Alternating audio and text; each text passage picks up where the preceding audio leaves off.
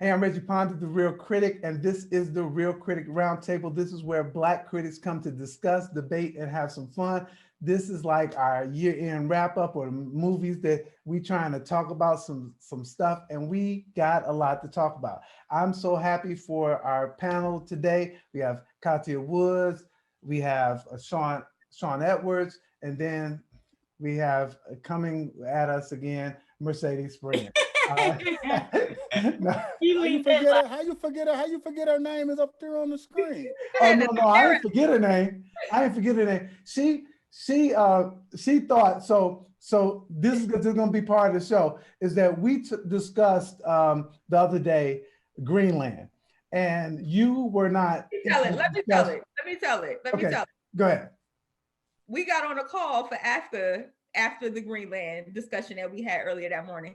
And Reggie goes, "Oh, Sharonda, we should have had you on there. We should have had you on there today, Sharonda. We should have had you." So I said to Reggie today, "Oh, what you need me for? You should have Sharonda on here." So I'm giving a little haterade. What did you need her on here for? Because Sharonda actually enjoyed Greenland. She went in on Greenland, Shawn. So I would have loved to have had her in her exuberance. She was like Greenland was the joint. So I would have loved to have had her and you, because I was like, this is what you were doing, right? You were doing this, Shawn. Next, she was like, what? Greenland? We all gave Sharonda the side eye. We were like, girl, were you? You can get your privileges revoked in this business. I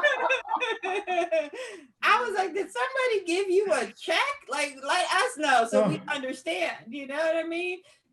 We all got bills. If somebody dropped off a bag, I feel you, you know. It can make sense.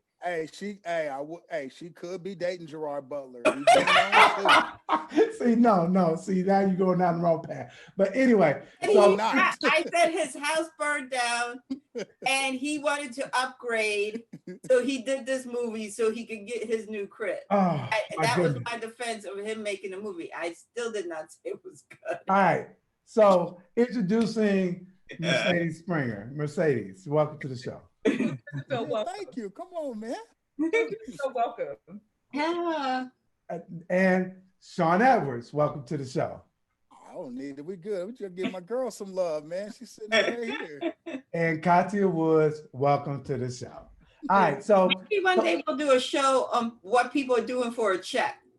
Because that's the only way to explain. Explain some of these movies. Maybe we'll go through this and say they got divorced. Okay, I see where this went.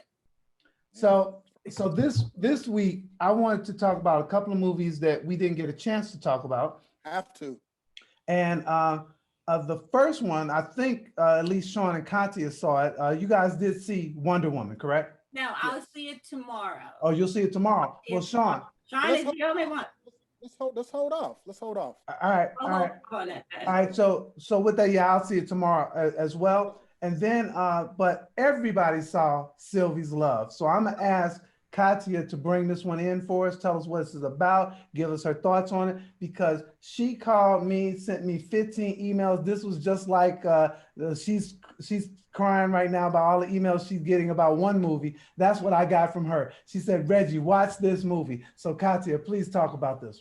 I specifically said, Reggie, watch it with your wife. You did. Because to me, this is what so many of us have been yearning to have more love stories. You know, you have Nnamdi Asomugha, you have Tessa Thompson, who meet. He's a jazz player, and she's the daughter of a gentleman that owns a record shop, and that's how they meet. But she's obsessed with all things television, which I also love.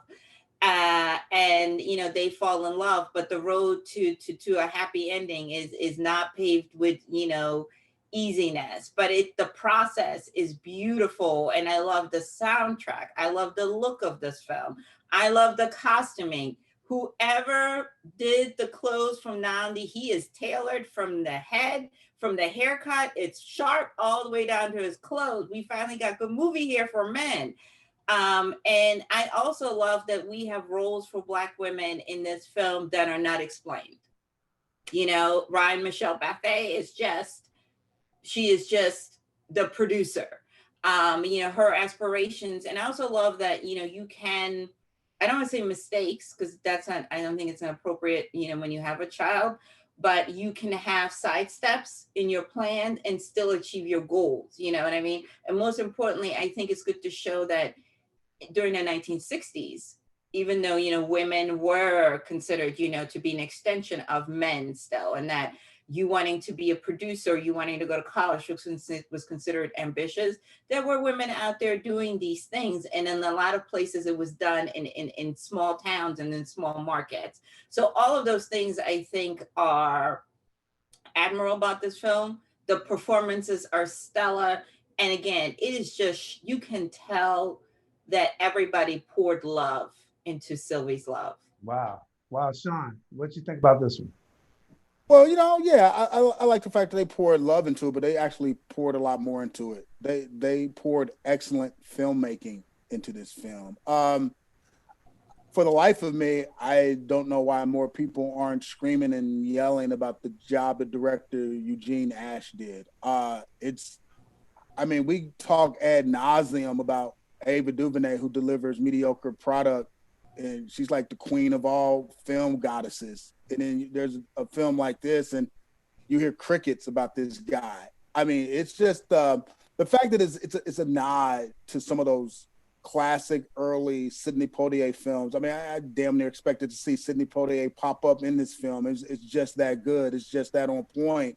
I like the fact that as a director, he's very nimble with his storytelling, in that he unmasked a lot of truths and like just things about the Black community without beating us over the head or going into preacher mode like a Spike Lee, and just letting these people exist and letting you just absorb their story, absorb their ambitions, absorb their nuances without making a fuss and a fight about it. I just love the delicate balance of the soundtrack, which owes a lot of its pedigree to Nancy Wilson and Dionne Warwick. It's all beautiful. It's poetic. It's smart. It's bold. And damn it, if we don't start putting Tessa Thompson in the conversation for Best Actress, I'm going to quit this profession. Wow. Both of you guys brought a lot to the table in terms of talking about that one. Mercedes. The only thing I would add to that is, for me, this film felt like if love had a genre, it's jazz. Something about jazz music and a love story just makes you, just oozes love. And that's what this film did for me. Between that and the fact that, that love story was not a Cinderella narrative. We're not telling young girls, this is what love looks like. You're going to fall in love with Prince Charming and think, no, there's ebbs and flows. There's growth. There's development. There's side steps, like Kathia was saying. So that real true love, you don't get your happily ever ending at the beginning sometimes. So I love that they painted that narrative. Eugene was amazing. The direction was amazing. The artistic the set design was on point. Set design was spectacular. Like they really did the research to bring the 60s to life, and I enjoyed it. So watch it, definitely. Yeah, this is really interesting. A lot of you guys said a lot of things that I was thinking of, and one of the things that you said, Mercedes, is that I felt that there was a musicality beyond jazz there. That the whole thing had this kind of rhythm to it that made you actually fall in love with the film, because of the ebbs and the flows, even though there were some problems. And the thing that you said, Shawn, that I was going to say, thanks a lot, man, was that these people had some real problems. They had some real issues, and they didn't gloss over them, but they didn't get bogged down by them. So they didn't Tyler Perry the problems. Yeah. I get so sick of Tyler Perry and all of our girl, child, dude, you ain't like, no, it felt like real life. Yeah, and some of the attention to detail, you guys are talking about the attention to detail from the costuming, from the staging, from the music. The attention to detail of working in a record store. Oh, man, when they were talking about music and talking about the different the different artists, I was like, yep, I remember them days. I didn't work in a record store, but I remember them days going to a record store and the people in there like, oh, if you like James Brown, then you might like this. If you haven't heard this, then you might want to do that. And just the interplay about music was so good. But obviously the story was so interesting as they both were looking to carve out pieces of life and that they found love somewhere within that. I love this. I think this was the casting was also good too, where they used different types of Black folk. You know, there's some light skinned Black folks, some medium skinned Black folks, some dark skinned Black folks. But I just love the fact that this film let Black women just be. Thank you. There was no like, why is she in charge? She just is. That's who's running the show. And I agree with, I worked in a record store. I loved working in a record store as a teenager. It is that nuanced conversation that you have, you know what I mean? Where you get paid for your love of music. And I also appreciate it as someone who grew up very much fascinated in this, you know, being a 70s kid, with television. I was obsessed with television as a kid. I can still tell you episodes of Columbo and you're gonna be like, why do you have this information in your brain? You know what I mean? And I was like, Tessa Thompson is me. I was that person, you know? And just, again, wanting to know what was on the other side of that. And here's the other thing is, I agree with Shawn, and we have spoken about this ad nauseum in a year that has given us so much Black excellence, that it is criminal when we are speaking, especially when it comes to Black actress and Black supporting actress, that we are only mentioning one name when there are a plethora of performances. And it goes back to what I said the other day, and I tweeted this: we have a problem in these critics groups. We have a problem in these other groups, because if we're really, this is supposed to be the year, because of the pandemic, that kind of leveled the playing field, because you don't have these big budget films where small films are supposed to be breathing. But here we are still talking about predominantly white films. We're making allowances for white actresses in incomplete films or in bad films. Like, let them talk. I'll stand on that all day.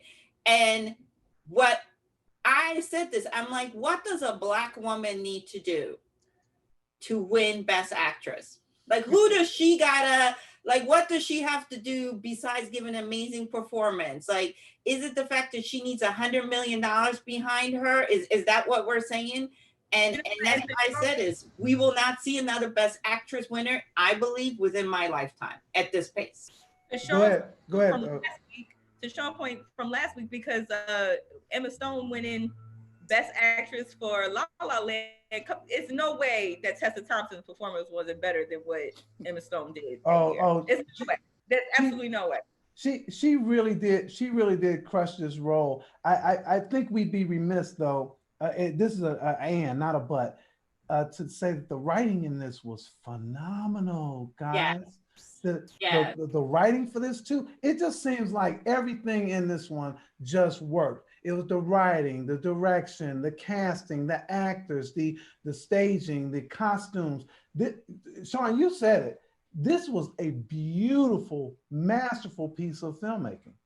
Top to bottom. It's cinema, because it's what people of our ilk are always craving for. This is what we literally have been begging for a movie like this for years. Love Jones. Since Love Jones. I haven't felt this way about a Black love story since Love Jones. And that even that record playing scene, it gave me so many Love Jones nostalgia for me. It's smart. It's just, I mean, you know, everything about it was smart and just so well. I mean, we need to celebrate Eugene Ash, though. I mean, we do. I mean, come on. I mean, and he is somebody that always gives us intelligent movies. You know what I mean? I don't say that as it lacking in artistry, but at the same time, he respects the audience. And like you were saying, Shawn, God bless Tyler Perry and on the business end, but I don't always feel respected as a spectator with his content. No, that's true. That's true. Yeah, so for me, guys, this is a must watch. I'm hoping that everybody checks this out. It comes out on Christmas Day, correct? Yeah. Comes out on Christmas Day. So Mercedes, what's your thought on this one? It's an absolute must watch, and I think it comes out on the 23rd. It comes out on the 23rd. Oh yeah, they moved it up. They moved it up. They did. Oh, excellent, excellent. Shawn. No, this is not only is this a must see. We tend to get caught in the moment, as film critics, but I do believe this is the one movie out of 2020 that we will be talking about in 2030, 2040, and 2050. Wow. And beyond. Wow. Kathia. I agree. And it's a shame. I almost feel like this would be perfect for Valentine's Day. You know what I mean? It's like, but again, we are living in the world that we're living in right now. And I do hope, like Shawn said, in years to come, that it will make a special screening for like Valentine's Day, or when you have a date night at home, that you put this on with your boo thing and, order some nice takeout and have a glass of wine and just really just be in the moment. Absolutely. Well, that's down on Sylvie's really, love. I just hope people don't think we're overselling it, because sometimes that happens. But I mean, it really is a good movie. I mean, every frame of the movie reminded me of oversold a lot, and then we saw it and we going. That's true. That's true. That's a good point. That's you know what I mean? It's an excellent point, but I still with me this entire award season where I'm like, is it me? I still understand your point, Shawn, is that so Kathia's saying, Reggie, watch this with your wife. Don't watch it by yourself. This is one you want to see. And I'm like, okay, she pushing this hard.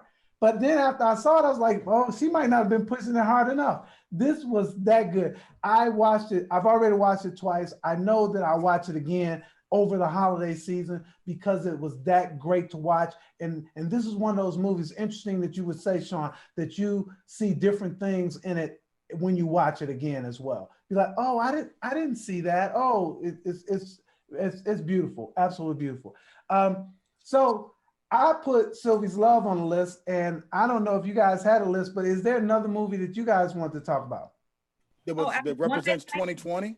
Sure, go ahead, Mercedes. One Night in Miami for me, all day, every day. One Night in Miami, directed by Regina King, comes out. Ooh, I should have got my release date on that. Keep talking about it. I'll look it up for you. I think January 15th. January 15th is the story of, Cassius Clay, Sam Cooke, Malcolm X, and Jim Brown meeting after Cassius Clay won the heavyweight champion. And really that evolution of manhood, like, walking into a room thinking one way and maybe a conversation sparks your intellect to think something different, and they all walk out different men. You know what I mean? Not to give too much of it away, but that film for me, very dialogue heavy, but you can appreciate the dialogue. You can appreciate the conversation, whether they're on opposing ends and disagreeing, to be a fly on the wall in that room. And I think that's what Regina King did for us. Like, she gave us the fly on the wall perspective of what could have happened in that room potentially.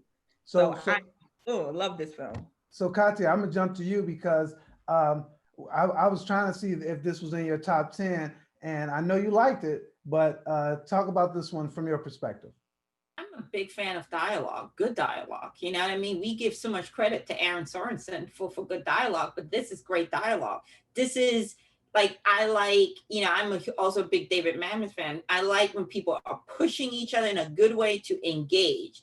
And there are moments between these men where you can empathize and you can see the humanity. And most importantly, I'm a fan of this because we get to see Black men in different phases in their life, in different mindsets. This idea that we're monolithic needs to just be thrown in the trash.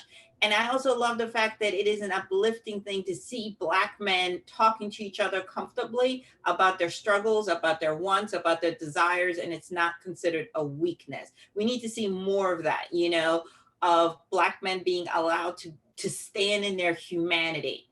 And that's the most beautiful thing about that. You can tell, not that I didn't think she didn't love Black men before this, but this is a love letter to Black men, Black excellence in Black men.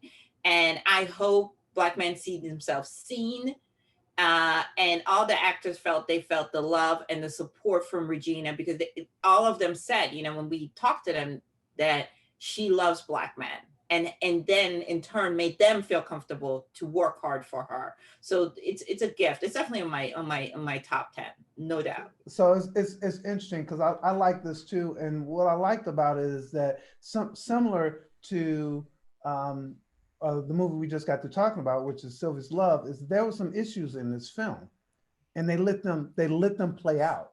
They let those guys go at each other, and I know that. I know that situation. I've been in that situation where you guys are not agreeing, and you're like, heck no. The discussion, the back and forth that they gave, I just felt that it was so genuine. And it was interesting because you did raise, to your point, Mercedes, that you did raise your eyebrow like, oh, he thinks that? Oh, that's how he's coming at it? So I like that from that perspective as well. Shawn. Well, I just want to say one thing. We're glossing over Kemp Powers, who's had an amazing year. He wrote the play for One Night in Miami. He co-wrote the screenplay for the adaptation, and he also co-wrote the Pixar movie Soul, all in the same year. So we gotta celebrate Kemp Powers, man. I mean, come on. No, you're absolutely right. And I'm so glad that you brought up Soul. We have no film. What do you mean? No, I'm saying you're absolutely right to celebrate the writer, because you know, if you don't have somebody who I just want people out there who may not have ever heard of his name, know his name, and remember his name. Kemp Powers has had a phenomenal year. Now, one point I do want to make about One Night in Miami, and I hope I don't get my ghetto pass snatched, but Kingsley Ben-Adir as Malcolm X is perhaps the best on-screen portrayal of Malcolm X ever. I love the way he humanized him. I thought it was the standout performance in the film. He deserves an Oscar nomination for Best Actor amongst an ensemble that technically should win the SAG Ensemble Award, because those four guys were incredible. But Ben as Malcolm X, I know people love the 1992 Malcolm X, directed by Spike Lee, starring Denzel Washington. I just thought he was far superior. Yeah, so I won't even, that doesn't make me mad, Shawn, that you thought that his performance was that good. I think it's a different performance. Huh? It made me cry twice. Yeah, that doesn't make me mad. I think it's a different performance, and it's a different sensibility that they were able to give. When you talk about this whole issue about humanizing Malcolm X, you really got to see Malcolm X in a total different way and that's how come when Kathia says, yeah, if we don't have a writing, we don't have a film, because he was written in a different way. And it comes across on the screen like you like, any other thoughts on this one, you guys? Kudos to Regina King, first time directing. Love her. Yeah, I think Regina, I really think Regina did a good job with this. And I know you guys are not going to snatch my pass, but when we start talking about directors, on my list a little later, and I'll talk about it, is the 40-year-old version. I'm just saying from a director's perspective, from a writer, director, actor, I'm feeling her, man. I'm feeling her. That's what I said. If we're not talking about Rod or Blank, yeah, at least in the category of Best Original Screenplay, it is criminal. What she did was so, I hate to use the word refreshing because it doesn't do her justice. But again, if you make a film about who you are, what you know, where you're from, it doesn't go wrong. You don't always have to make it overcomplicated. It's okay to speak about your experience, where you're at, what you went through. And guess what? A lot of us looked at it and said, hey, I'm over 42 and I changed my whole profession. Hey, I too am saying to myself, I don't want to do this because society thinks I should do this. And everybody thinks I'm crazy. I'm not the only one. The 40-year-old version's dope. It's so dope, and I love she shot it in black and white. And here's my thing, though, Shawn, is that because I knew Kathia was all into this, right? But here's my thing on this. Me too. I know. Go ahead. No, go ahead, Mercedes. I'm sorry. I was gonna say she's getting love. She's getting recognition for this as well. So I hope it continues into the award. Not enough. Not enough. No. She's getting the newcomer award. She's not being neglected, which I mean, I appreciate that she's not being neglected. Maybe it's sad that I'm celebrating the small wins, but I see her shining. People who know, who saw the film, they know. But not enough people have seen it. What's going to happen? The thing that's going to happen with the 40-year-old version, it's going to become this year's Shawshank Redemption. This is going to be a movie that people discover a year from now, 5 years from now, 10 years from now, and have no recollection or idea that it ever came out in 2020. There's just certain films that have their own sort of like ambiance, and they become classics over time, and you don't remember when it came out or where you were when it came out. It's not going to win any major awards. None of that's going to happen, but this is going to be a film that people are going to love and cherish years from now. So Kathia, this is my thought on this, is that everybody can't just write what they know, what they live, and their experience. This woman figured out how to write it and make it relevant, make it right. Because I got a story. Now, if you want, maybe I'll talk to you later, Shawn, because I know you're producing. I got a story, but I don't think I'm going to write it like this woman. She killed this. Let me just tell you, when we go to these film festivals, everything is doom and gloom. Somebody died, somebody's in prison, all that stuff. It was so nice to be like, oh, damn, nobody's dead. Nobody got a disease. You know what I mean? Yeah, well I did think her rap career was going to die. And I'm not knocking anybody who makes those movies because they have their place. But once in a while, we need some joy. We need some good news. And I also love that she didn't take herself too serious. You know what I mean? That she was willing to make fun of herself, her talking about her job, like, you know what I mean? And people making fun of her of being a has-been. Like, you got to respect somebody who's willing to laugh at themselves a little bit, Yeah, it's also one of the best celebrations of the hip hop culture cinematically ever made. We hadn't even, and we talked about that when we talked about it earlier, but I'm so glad you brought that up. I don't want you to get Kathia started though, because she's gonna start talking about the marketing and the this and the that. No, I mean, it is a film. Here's my thing. We are celebrating, not us. Another filmmaker who is a first-time filmmaker who happens to be white is getting the accolades for making a first film. If we're living in the world of fairness, right? If being the key question, Rada Blank should be right in that conversation. No, because what she did was equally, if not even more impressive, because she did it for less money. She did it for less push. She had to literally push her film up the hill. So, I mean, it's like Shawn said, it's going to be one of those things where I hope it's a vehicle to open a door for her to get to do more things, because I'm interested in her voice. But unfortunately, again, it's going to be one of those things where people are going to come and say, why didn't y'all tell me about this? This is so dope. That's for real. Go ahead, Mercedes. Also shout out Lena Waithe too for giving her that push and giving her that stamp as well, because I'm not a huge fan of Lena's her own projects necessarily, but the fact that she's not intimidated by another woman, pushing her own story and possibly having something better than she's had out, I'm so for that. That. No, that's good. Is there another movie before we move on to the next section that you guys like to talk about? Well, I don't want us to forget about the horror film His House.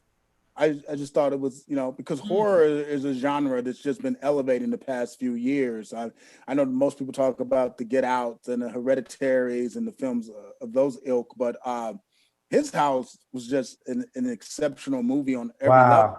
And I mean, you're talking about another first-time director. It was just an amazing piece of cinema that not only addresses, issues that we're facing today, but in a very unique and different way. When we're talking about the issue of, immigration and assimilation, and just very timely and relevant, and scarier for a lot of reasons other than just something jumping out of the dark and going boo. Yeah, it's really interesting, Shawn. I didn't. Bear with me for a minute on this one. I didn't love this movie because I don't love the genre, but I love what he did with this movie. Is that the way in which it does remind me of Get Out, is that how you take Get Out and push some other issues from a genre perspective, and here telling a total different narrative from a genre perspective. I mean, from a horror perspective, it was very, very, very impressive. I just the genre doesn't do it for me, but I think that you guys are absolutely right. I know, Katia, I think you this was one of your favorites as well. Absolutely. I love, and I'm one of those people that even though I get scared, I still watch it. It's like a car wreck, I'm like sitting there like this, right? But I still can't take my eyes off it. Me personally, you can have the damn house as soon as stuff would have started. I'm gone. I'm gone, right? Like, let me take my chances over there. But I love, again, the fact that he talked about African folklore. He talked about, holding on to your tradition. Also, the trials of even when you migrate legally, how difficult they are. Do you know what I mean? That it's not an even playing field. And then just also how the system like really throws you out there. These poor folks are in this, they don't know any, but they're like, here, this is the map. This is what you do. This is your money. You figure it out. And also their relationship, how it deals with laws. There's so many great things in that film. And yeah. No, I totally agree. Did you see this one, Mercedes? I did not see this one, y'all. Okay. It's on Netflix. Check it out. Well, this is one you should definitely check out, and especially if you like the genre. Firstly, all the things that Kathia just said is so true. And then if you really like the genre, I'm scared if you say boo. I'm sorry, y'all. That's just me. I just be like, I would have been out of that house like in 2 seconds. I would have been sleeping outside. Because if it's somebody else's house, I need to go someplace. But you couldn't leave the house. You told them, people told them. That was the whole thing. Set them up. They set them up. They're like, if we put them in this house, they're not going to want to come here. They're going to go back to their country. That's why we put them in the house. There is a film that I do want to discuss that I feel that I love, that I have been championed since I saw it at Sundance, and that is Miss Juneteenth. Yep. I cannot say enough good things. It's my number one film. And it's criminal what they're doing to Nicole Beharie and what they're doing to Channing. Channing wrote a beautiful, speaking of being a great writer, wrote a beautiful screenplay about a mother-daughter relationship and how, again, it's not always easy to be a mom. You know what I mean? There's so many things I related to it because my daughter is 19 and it's hard, to let go. When do you push? When do you interfere? Understanding that they're going to make choices that aren't your choices necessarily for them, but respecting their right to make those choices. Not letting your fears, hinder your child or your insecurities and your mistakes, pushing that on your kid. All of that is there. And also it was shot in South Texas in a small blackety black town where it had blackety black themes. We all been to a bar down, well, I'm assuming most of us been to a bar down south, and they don't make no margaritas. They don't make no mixed drinks. You're going to get a beer and a shot, and it's going to be a jukebox. And if you're lucky, it may have air conditioning, but you're going to get some good barbecue. But it's that type of atmosphere. And I love how she said is like, she just asked the people. She knew those people and she asked them and they were just excited to be in her film. It's criminal that, again, we are not discussing it enough. And I just think she's amazing. I love Channing. I've gotten to know her a little bit in this journey and I'm rooting for her and I'm praying for her to have bigger and better things, her and Nicole. Mercedes.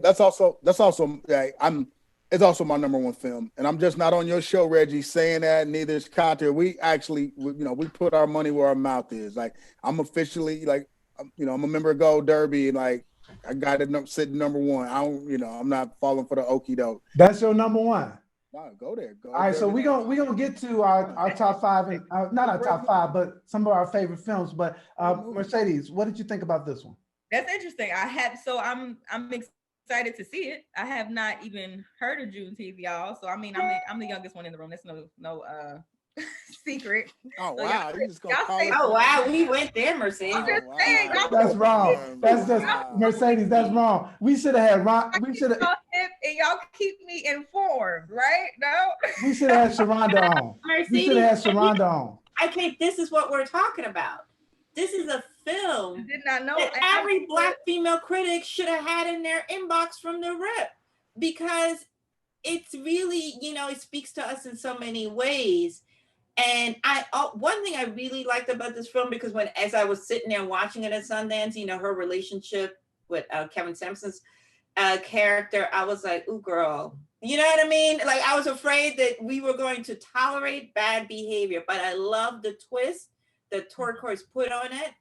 I mean, excuse me, that Channing put on it, which is, we got to learn to our process of letting go of bad people is different for everybody. And sometimes it takes us a little bit longer to understand that just because we grew up with somebody, we share things with somebody, don't mean we got to continue holding on to that person. And I love that scene where she kind of looks at him for the first time, but really looks at him and understands this right here is her hindrance to her growth. And yeah, I think they did. I think they did a lot of really good things relationship-wise in this.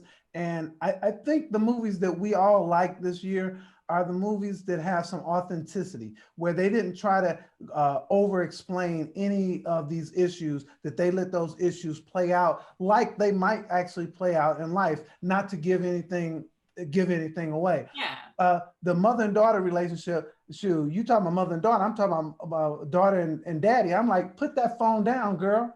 You know, and so I was relating to, oh my goodness, this 15-year-old is gonna badmouth me. Did she just turn on the TV when I turned it off? I mean, the types of stuff that they did in the film for me had such authenticity. That's why I like the 40-year-old version. That's why I like Sylvie's Love. That's why I like One Night in Miami. And that's why I like this as well, because I think that they were able to find the real stuff without manufacturing it, if you will. Yeah, 100%. You know what I mean? And I love that. The other thing that I love about these films, and all of us spoken about it, is life is not smooth and easy, and it's complicated and it's messy, but we can tell those stories without belittling us.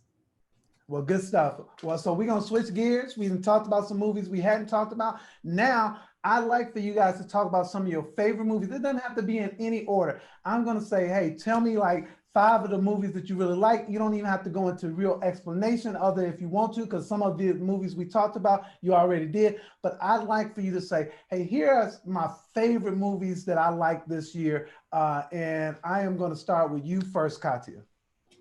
Okay, and we talked about 3 of mine. There's another movie that's not out yet. It's called I Care a Lot, I Like Craziness.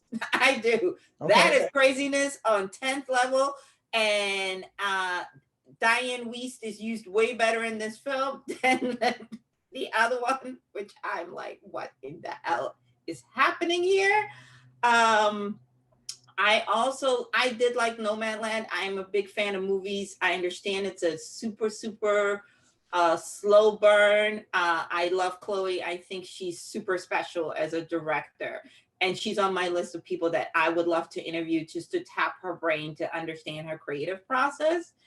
And then there's a movie that is going to be coming out, and somebody has to explain to me how an American film made by an American that is in English and another language always gets shoved in the foreign language, like The Farewell, and the list goes on, but that's a whole nother conversation. It's called Minari. I think Stephen Yen is sinfully talented. He should have been given more accolades for his role in Burning. This is a beautiful film. Again, an immigration story not told from the traditional perspective, about a Korean family. The little boy is adorable. The grandma is not a traditional grandma. And again, it's just one of those things that sticks with you. And God, that I cried at this movie, because it's just emotionally touches you, because, you know, being an immigrant myself and knowing what we worked for to have the little bit that we have. And last but not least, Sound of Metal. I think that is you can't get another one. You can't get another the last one, but we talked about that one. All right, good, because my turn. My turn. You done put out 7 of them. Look, so we talked about Sylvie's Love. We talked about we did not talk about Lovers Rock. Lovers Rock is I'm feeling that people like, really, y'all, you like that? I mean, what, it didn't really say something. He took a small situation and made it big for me. I mean, I knew that, I know that party. All of details, all of it just worked for me 100%. Lovers Rock, I could see myself at that party. But anyway, so I Lovers Rock is in there for me. Sound of Metal, see, I had to cut her off because Sound of Metal is in for me too. The sound design, I know it's called Sound of Metal, so it should have some sound design. The sound design on this, I don't even talk about this kind of stuff. It made me understand what this dude was going through. So Sound of Metal is on my list, and I am, because it's tough, I'm gonna have to put Ma Rainey in there, even though there's another movie I want to say, but because of the performances in Ma Rainey is a movie that I think is absolutely a must see and people should see. Shawn, you going last. Mercedes, you up. Okay, let me first say before you start, is this the young people's list? Listen, so this is what I was gonna say. This is what I was gonna say. You know, Bootylicious too. Cut me off because maybe I won't say it. No, I was gonna say, first of all, I appreciate the 3 of y'all so much, because every time I come on here to learn, period. I truly am learning from the 3 of you. You've been doing it a lot longer than me, how you dissect the movie, what you're looking at, what you mentioned. So I have my notes up every time we speak. So please know I'm taking notes, and I'm coming for all of y'all next year. No, I'm just joking. I so much from y'all. I really do. Cool. So with that said, my list is a little more quirky. You know, we had some great, amazing films this year, but mine are a little more curveballs.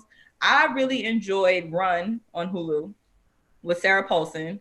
That put me in the misery mindset. It gave me that nostalgic feeling of misery. I really, really enjoyed that film. Sarah Paulson's super eerie, creepy. She's mastering that.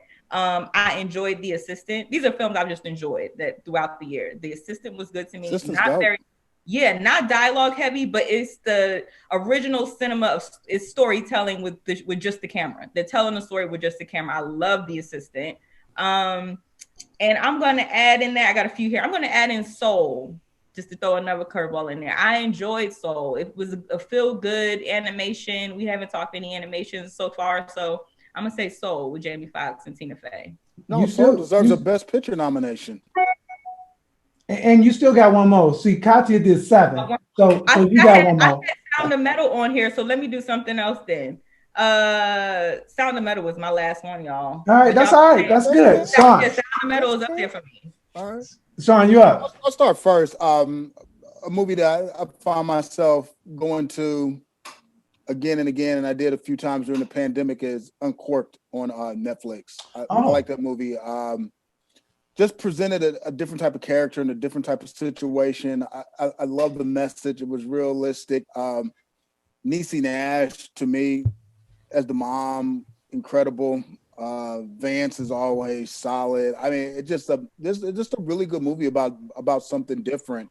4th on my list is Palm Springs. I just enjoy watching Palm Springs. It was funny, well written. They pulled the device off, because at first you were thinking, man, why are they trying to do Groundhog Day again? But no, they succeeded. They succeeded and they won. 3rd on my list is Young Promising Woman. Wow. Mandatory viewing for every woman.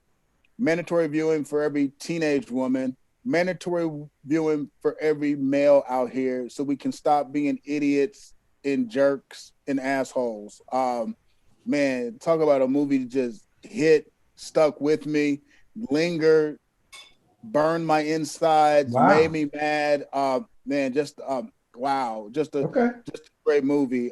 Next on the list, we talked about it. I can't say enough good things about it. Is Sylvie's Love. Eugene Ash. He deserves an army of critics standing behind him, yelling, at the top of their lungs that this guy delivered a dope movie. I mean, it's just, he should be in the conversation. I mean, great job of directing. He delivered. We've given so much more love to directors who delivered less caliber projects. Like, come on, y'all. Come on. And then first on my list, which could have occupied all 5 of these slots, is the entire Small Axe anthology, directed by Steve McQueen. I mean, Steve McQueen is like the man. He's like the Little Wayne of filmmaking when Wayne was in his prime. Remember that Wayne had like that one year where he dropped like 5 mixtapes that were all just like dope. I mean, who dropped 5 movies in one year? And I mean, each one of these 5 movies could easily be number 1 on your top 10 list. I mean, each one of them did a fantastic job of dissecting what it was like, you know, as a Black British person, you know, in the late 60s, early 70s, chronicling the struggle and the strife in the fight for civil rights, which gave civil rights sort of that global immediacy in which it deserves, because a lot of Black Americans are selfish. We are not the only ones who have struggled. We are not the only ones who have been oppressed. We are not the only ones who have faced situations of Jim Crow and unfairness. This thing happens all over the world to people of a darker hue.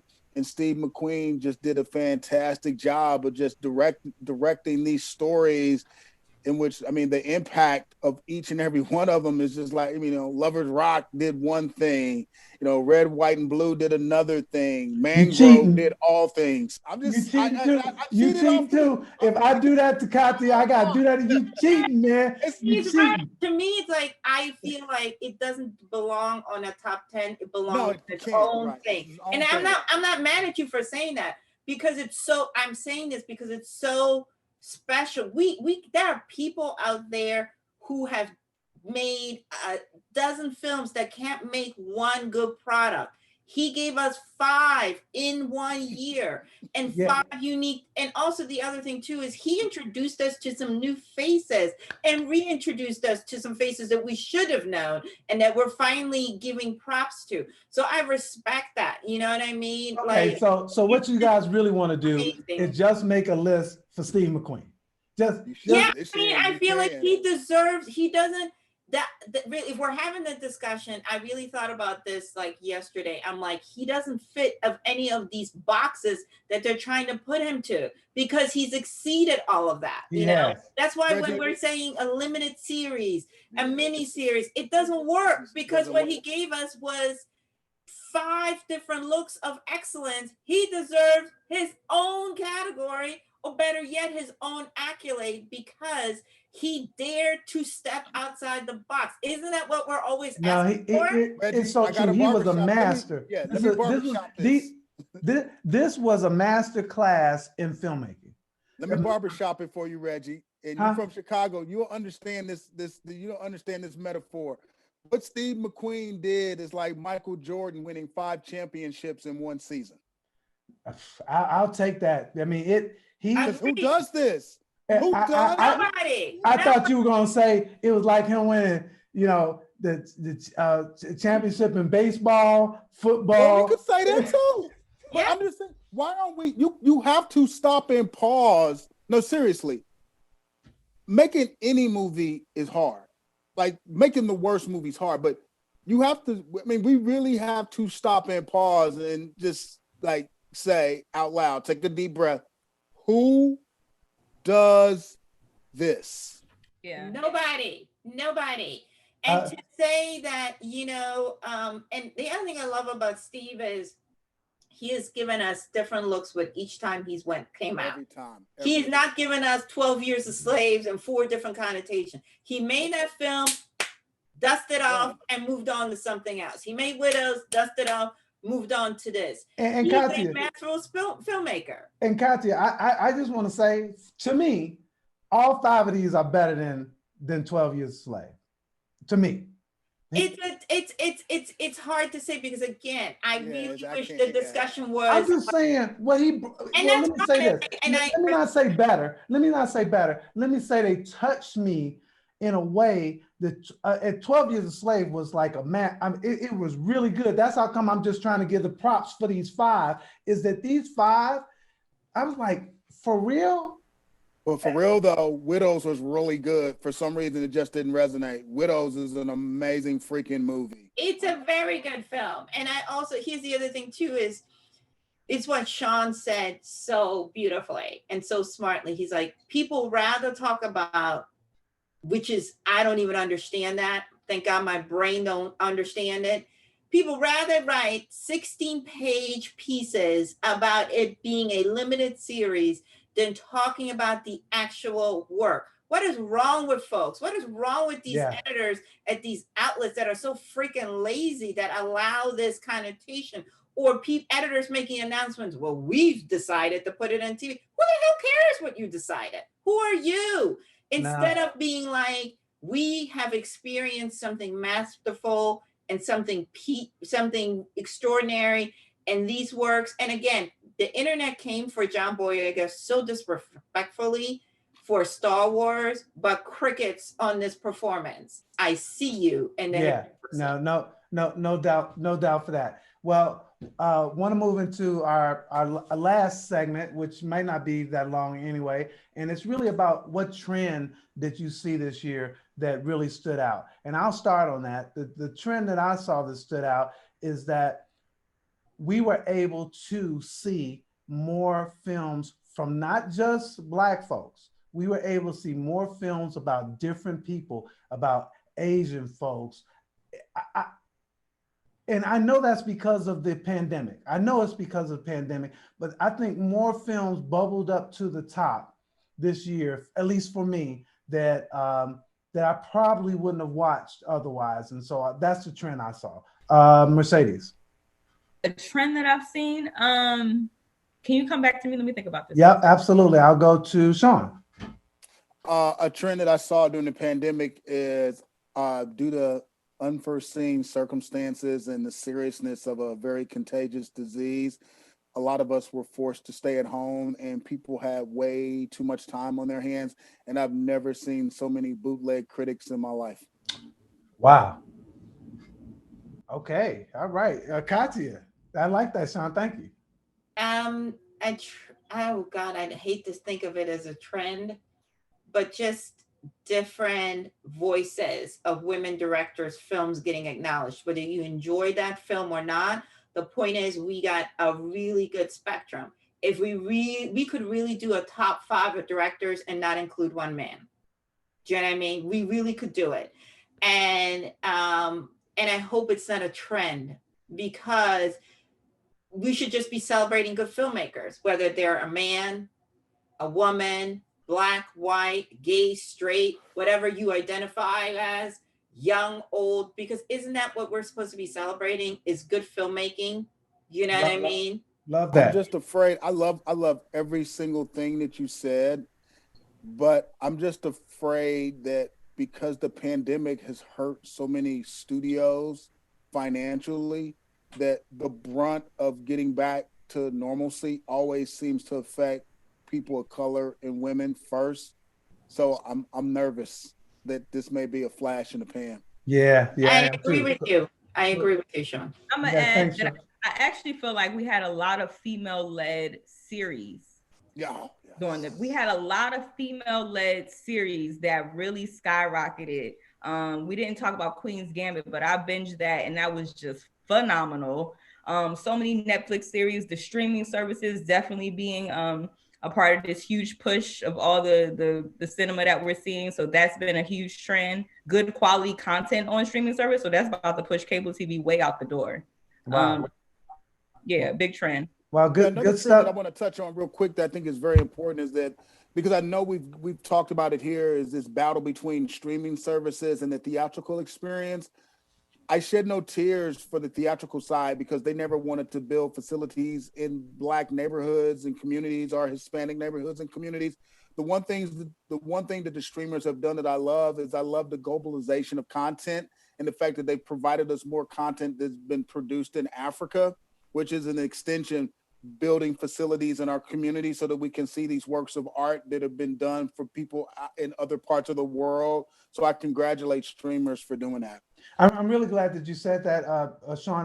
Kathia, you actually mentioned this a couple of times as well, but I'm really glad that you mentioned that and the reason is that I know that young people are gravitating to some of that content, seeing some of that content from Africa that My daughters, Blood and Sugar. they never would have ever thought to go, because they're home. They're like, oh, this is a love story. Let me check this out. And it's an African love story. So I'm really glad you made that. Now the last thing I want to do is I'm going to indulge myself.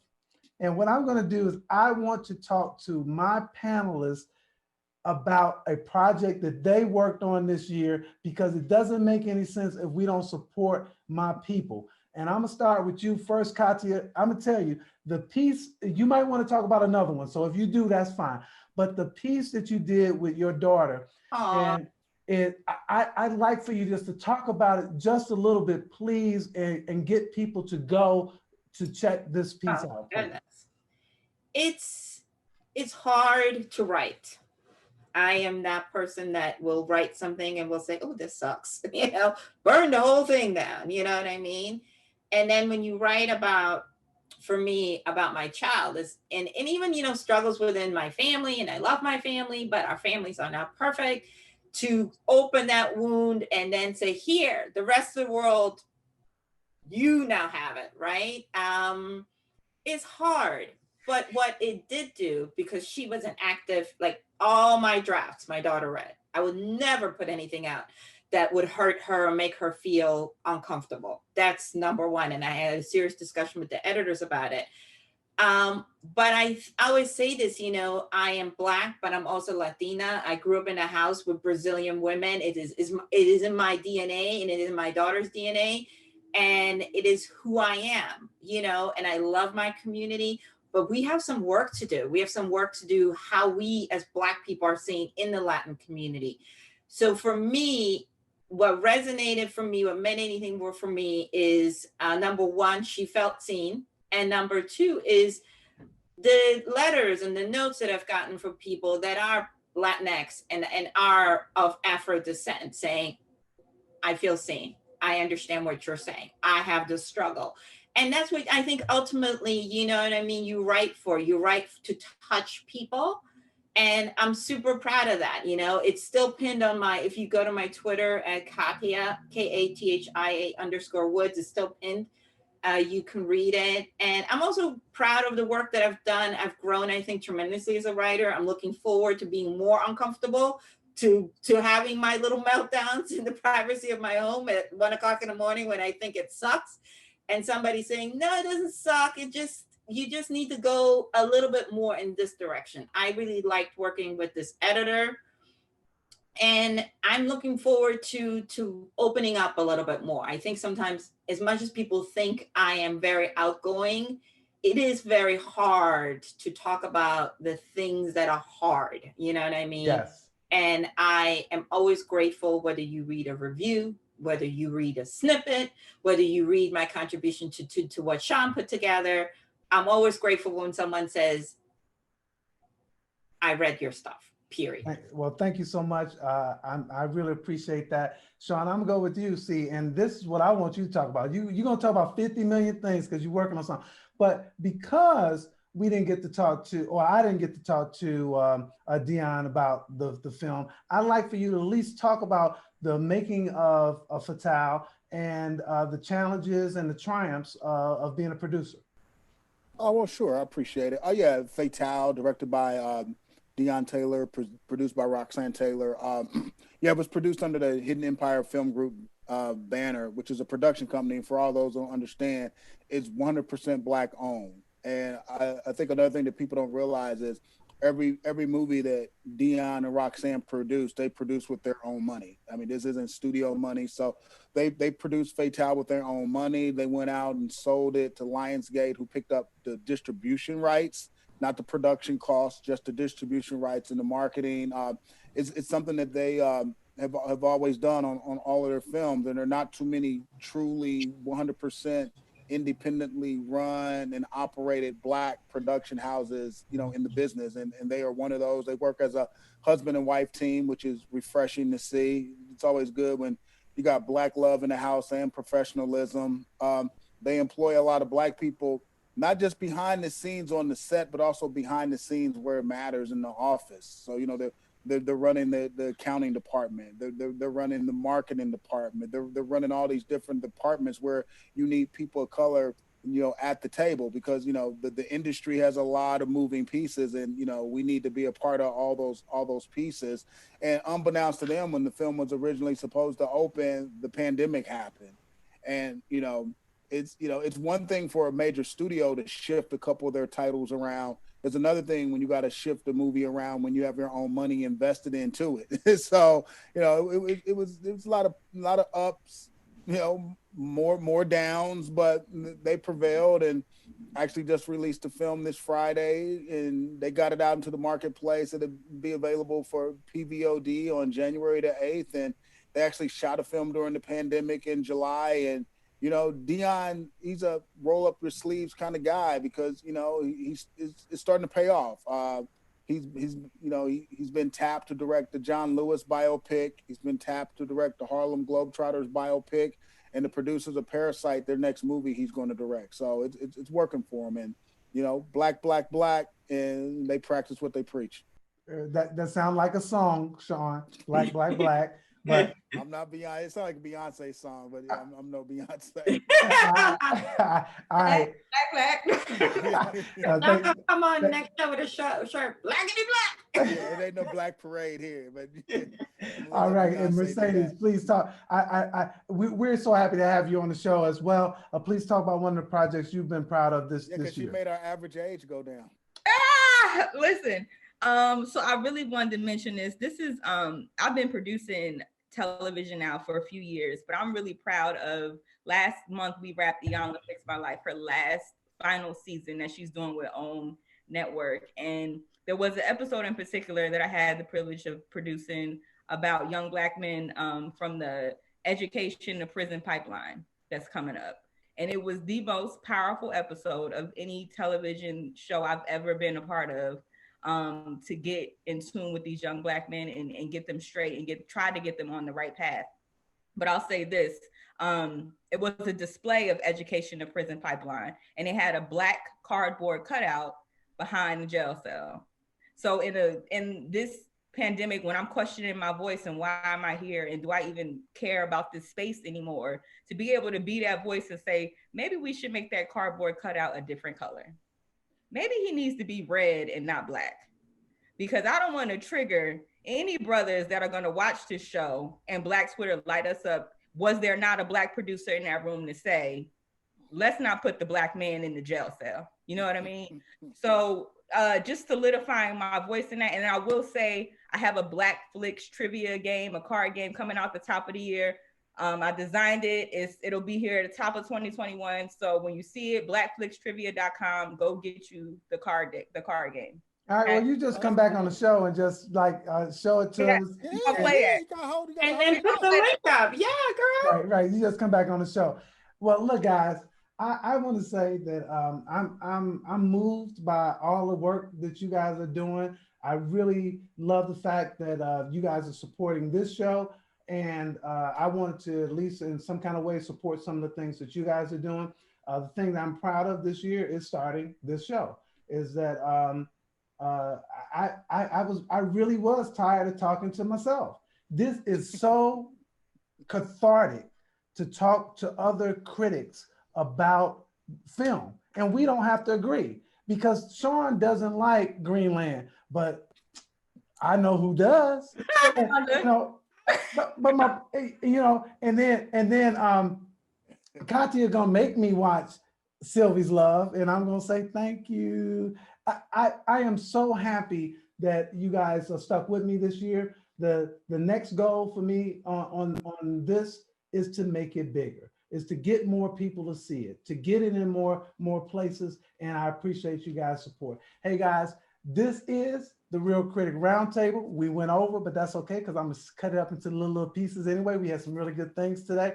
And I hope you guys have a great holiday season. Everybody have a great holiday. Merry Christmas, man. Merry Christmas. Merry Christmas. We are having a white one.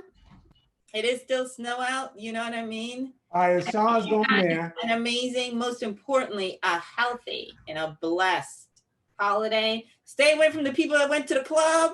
you know, that try to turn up. Don't even let them in your driveway. You know, cousin baby that you saw the other day getting twerked on Instagram talking about, I'm stopping by, don't you do it.